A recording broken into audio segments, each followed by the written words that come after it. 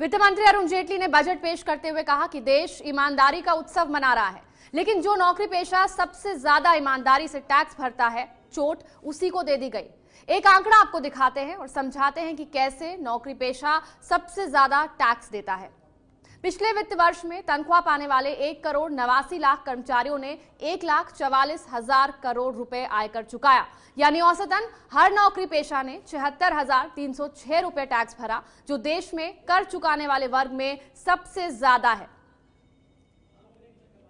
क्योंकि 1,88,00,000 व्यापारी करदाताओं ने महज औसतन 25,753 रुपए ही देश को टैक्स दिया है। जेटली जी ने ईमानदार करदाता को क्या दिया? 80 से 800 रुपए की बचत।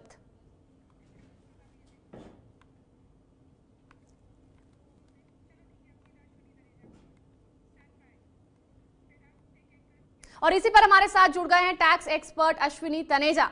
तनेजा जी, ये जो आंकड़ा हमने अभी दर्शकों को दिखाया, उससे ये साफ हो गया है कि व्यापार करने वाले से 3 गुना ज्यादा इनकम टैक्स एक नौकरी पेशा भरता है। इतना अंतर कैसे आ जाता है?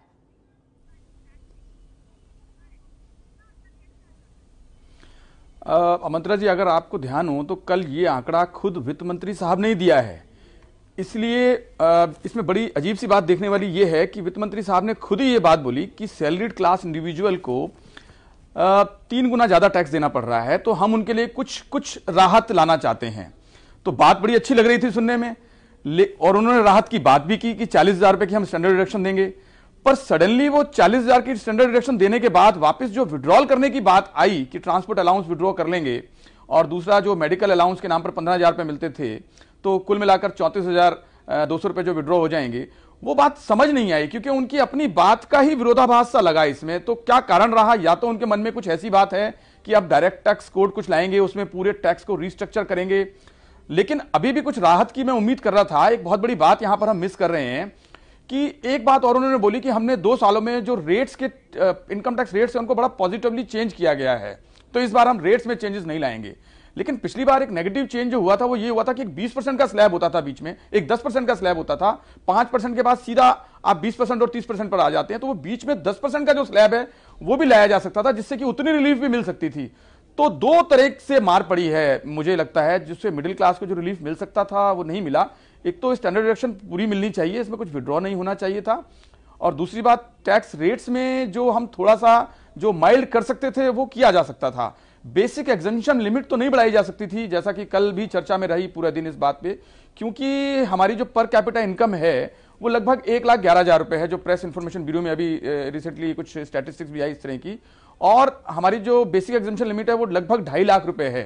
तो जो ऑलरेडी ढाई गुना है, जो कि वर्ल्ड में किसी भी कंट्री में हायर रैंकिंग में आएगी कि इतनी पर कैपिटा इनकम के इतना 2.5 गुना बेसिक एग्जेम्पशन लिमिट होना काफी ऊपर माना जाता है। तो बेसिक एग्जेम्पशन लिमिट तो हम मानते हैं कि 2.5 लाख से ऊपर बढ़ाने की उनके लिए गुंजाइश नहीं थी, पर कम से कम टैक्स रेट्स में कुछ बदलाव आ सकता था।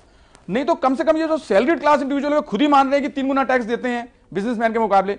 उसका कारण जो आप पूछ रहे हैं कि ऐसा क्यों है, क्योंकि सैलरीड क्लास को कोई एक्सपेंसेस अलाउ नहीं होते, उनको कोई किस तरह की अलाउंस नहीं मिलती, जबकि एक बिजनेस क्लास जितने भी खर्चे हो रहे होते हैं उसको क्लेम करता है, तो बहुत सारी डिडक्शंस मिलती हैं। इनको कोई भी डिडक्शन नहीं मिलती। इनकम फ्रॉम अदर सोर्सेज में भी डिडक्शन मिल सकती है, इनकम फ्रॉम हाउस प्रॉपर्टी में भी 30% का डिडक्शन मिलता है।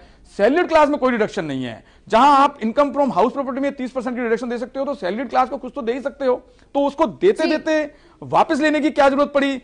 अभी इसको थोड़ा समझना मुश्किल है। उनके मन में कुछ जरूर अच्छी बात रही होगी, हम उसका इंतजार करते हैं।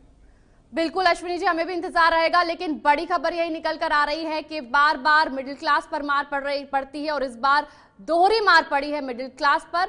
इनकम टैक्स स्लैब्स में कोई बदलाव नहीं किया गया और आयकर की छूट भी बढ़ाई नहीं गई। 31 जनवरी की रात 9 बजे एबीपी न्यूज ने जनमन शो में आपको पहले ही बता दिया था कि मिडिल क्लास के बजट से निराशा ही मिलने वाली।